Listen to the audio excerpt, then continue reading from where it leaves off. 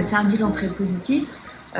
D'abord, le lancement a vraiment été voilà, un très grand moment. C'est pas tous les jours qu'on lance un nouveau média. Donc vraiment très positif.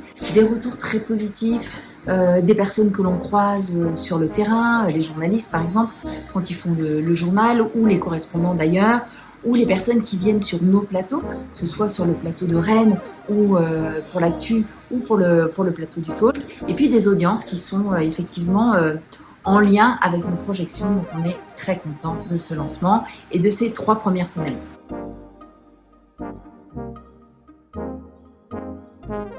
En fait, ça se concrétise, on est bien une chaîne nationale et généraliste, mais toujours avec cet ancrage, cette proximité, ce lien direct que l'on veut créer avec les téléspectateurs, avec nos intervenants. On veut aussi montrer les bons exemples, le bon partage d'expérience.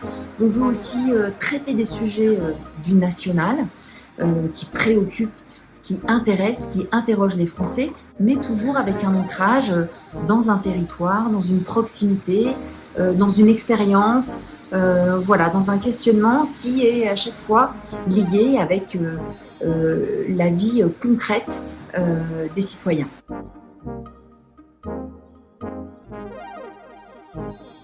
Alors on a quand même 2 émissions quotidiennes, un JT de 15 minutes, ce qui est quand même assez rare pour un lancement de chaîne, et puis un talk quotidien de 1h15.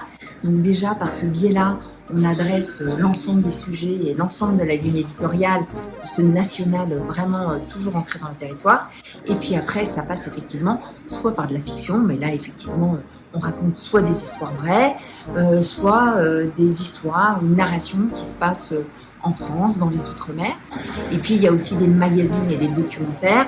Là, on va traiter de manière plus classique la richesse de nos territoires, notre patrimoine. On peut traiter aussi du changement climatique, mais par exemple qui est vécu vraiment dans un lieu particulier. On est en train de tourner par exemple un documentaire sur le volcan de la Soufrière.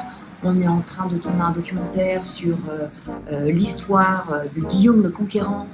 En ce moment, il y a une formation de scientifiques et d'historiens qui recrée son Drakkar en Normandie, puisqu'il serait parti de là. Enfin voilà, toutes ces histoires, on est en train de les construire, de les raconter. Et effectivement, il y a toujours un temps pour la production, mais elles arriveront, ces premiers documentaires unitaires arriveront fin d'année, et puis l'année prochaine des formats plus importants comme Vie ma vie, ou comme une émission, l'adaptation d'un format belge qui s'appelle Radio Gaga, où on va s'immerger dans une communauté, dans un village, dans un lieu de vie. Ça peut être un hôpital, ça peut être un EHPAD, ça peut être un village classique ou une île. Et c'est Raphaël de Casabianca qui va nous accompagner pour cette émission.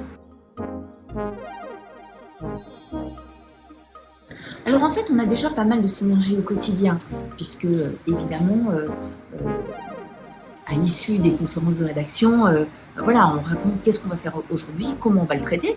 On a aussi ces échanges avec le talk, et puis régulièrement des journalistes du groupe viennent en tant qu'experts porter leur témoignage, leur expertise sur certains sujets. C'est le cas pour l'économie, c'est le cas pour le fait divers, c'est le cas pour la politique, pour la géopolitique, pour l'Europe, etc.